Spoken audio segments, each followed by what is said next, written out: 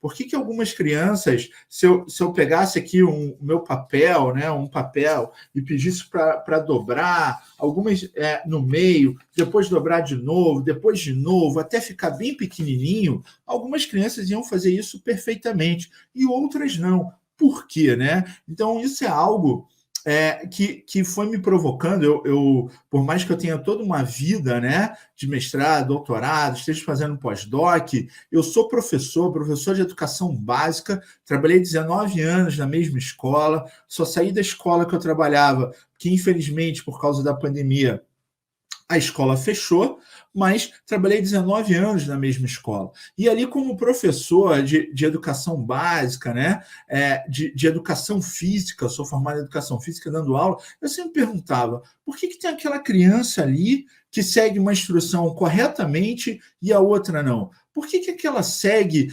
Eu falo ali, faz um zigue-zague, ela entende perfeitamente. Outra eu preciso mostrar e fazer junto, né? Então, isso foi me deixando, né, muito inquieto, muito, né, pensando, por que isso ocorre, né? E aí eu vejo, né, a gente uma resposta bem simples que eu vejo, que para mostrar um comportamento direcionado a um objetivo, a criança precisa manter o objeto em mente, controlar seus pensamentos, mesmo sendo distraída por outras coisas, deve ser capaz de pensar em alternativas diferentes, quando percebe que a estratégia pensada ainda não é mais assertiva. E aí eu fico pensando, né?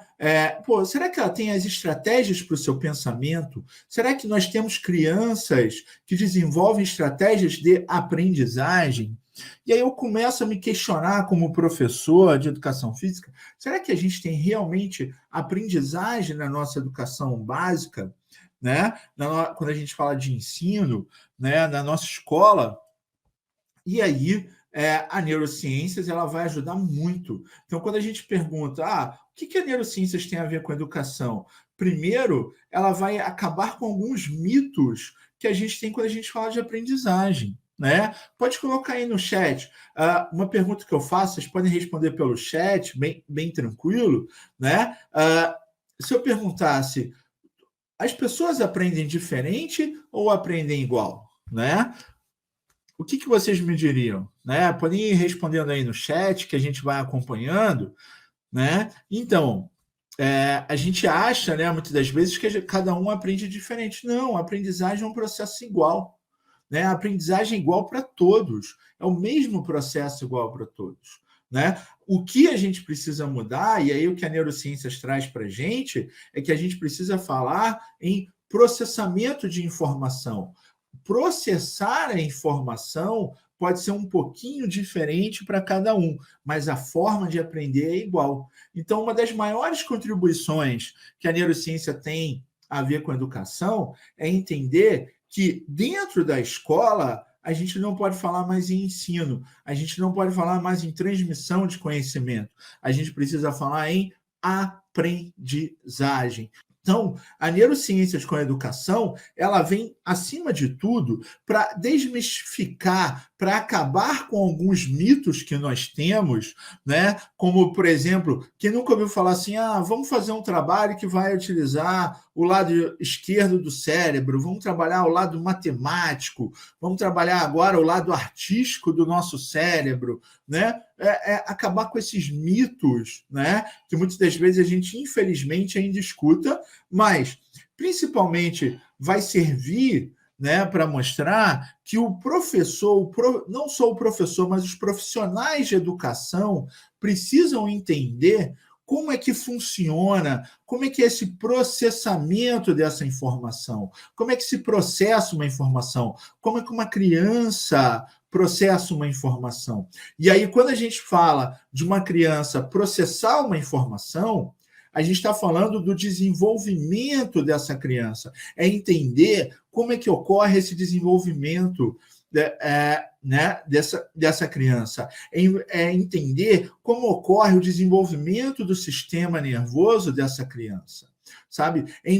Não cabe mais, em pleno século XXI, nós, profissionais da educação, entendermos muito mais como funciona um celular, como funciona um computador, como funciona um carro, como funciona, por exemplo, utilizar, né, o Netflix na TV, a memória, como é que eu faço para gravar a novela, quando eu estou assistindo a palestra do Fabrício, né? Então, tipo assim, a gente entende muito mais dessas questões de tecnologia do que como funciona o sistema nervoso do nosso aluno. Não pode mais isso, sabe?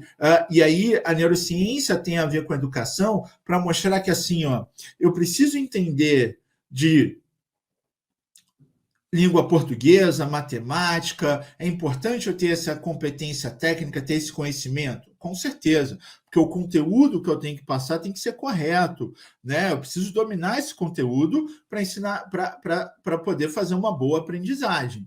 Mas eu preciso também entender daquele meu aluno, de como ele se desenvolve, o que ocorre, como é que é o cérebro, como é que é o sistema nervoso de uma criança de 6 anos de idade, de um indivíduo de 7 anos de idade, de 8, 9, 10 anos. A neurociência aplicada à educação, ela vai trazer isso para a gente, que eu preciso entender como ocorre esse desenvolvimento, né? Preciso entender como ocorre esse desenvolvimento desse indivíduo. Então, a neurociência aplicada à educação, ela vai ter seu impacto, né, mostrando que quando eu tenho esse conhecimento sobre o funcionamento do sistema nervoso, entendo o que ocorre e adequo o meu pensamento, adequo a minha aula, organizo as minhas estratégias, levando em consideração esse desenvolvimento, né? Eu tenho uma melhora no comportamento, no engajamento desses alunos,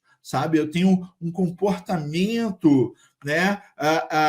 Uma melhora no desempenho acadêmico, sabe? Então, a neurociência aplicada à educação vai mostrar para a gente que, em pleno século XXI, eu preciso entender que eu tenho que olhar para a criança hoje. Se eu falo em qualidade de ensino, eu tenho que olhar aquele meu aluno de forma integrada. Integrada em que sentido? Não mais fragmentado.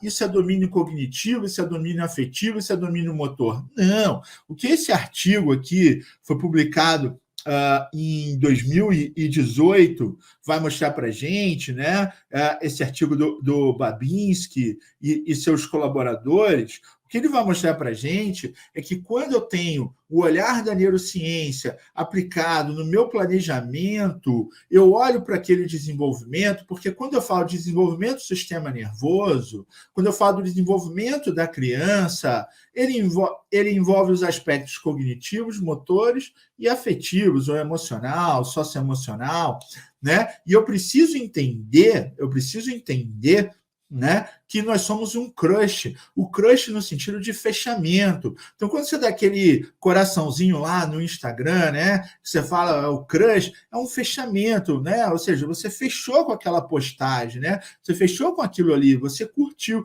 Então, nós somos um crush, um fechamento dessas três áreas. Não tem como, tipo, dizer, a gente não pode mais fragmentar o indivíduo. A neurociência aplicada à educação vai mostrar para a gente, quando eu falo de uma qualidade de ensino, né, quando eu quero falar de uma qualidade de ensino, eu contemplar essas três dimensões no meu planejamento, de forma integral e não fragmentada, como muitas das vezes a gente faz. Então, em pleno século XXI, não cabe mais espaço para as taxonomias. Não tem como a gente ter as taxonomias mais, sabe? Não tem como a gente falar em taxonomia de Bloom. Não, Bloom teve a sua importância? Teve, com certeza. Bloom tem a sua importância, sabe, para a gente ter para chegar até essa evolução. Mas a neurociência aplicada à educação mostra que a gente não pode ficar fragmentado. Eu preciso ter esse entendimento. E quando eu tenho esse entendimento, e aí tem esse estudo aqui também de 2018, do Berkowitz e Ohana, que fala uma coisa bem interessante, que a contemplação dos aspectos da neurociência traz uma qualidade de resposta, uma qualidade na educação. entende? Eu tenho uma qualidade de vida para esses alunos quando eu tenho metodologias, né? Eu tenho um ensino, uma transmissão levando em consideração a isso. Então, a gente começa a ver que, aprendizagem é um processo de comunicação, mas eu preciso aprender, comunicar aquilo que aquele indivíduo realmente precisa aprender e aquilo que ele tem condição de aprender. Então, eu preciso monitorar as habilidades. Então, já fica uma dica que uma grande contribuição da neurociência aplicada à educação é que a gente precisa ter uma avaliação de processo, mas não um processo como, por exemplo, assim, fiz um trabalhinho aqui a 2 pontos, fiz aqui a 4 pontos. Não. Isso é dividir uma avaliação, mas a avaliação toda. Processo é a gente avaliar o desenvolvimento desse indivíduo, ou seja, monitorar esse indivíduo. Uma palavra-chave que a gente precisa sair daqui para a gente ter, né, um paradigma diferente aplicado à educação é o monitoramento. É entender que a gente precisa monitorar o indivíduo quanto ao quê? Aos marcos do desenvolvimento das habilidades. E aí é o que esse artigo traz para a gente, que quando eu tenho esse monitoramento, quando eu tenho uma avaliação, vendo, porque academicamente, às vezes aquele indivíduo pode ter uma dificuldade de aprendizagem. Agora, como é que ele está para a idade dele?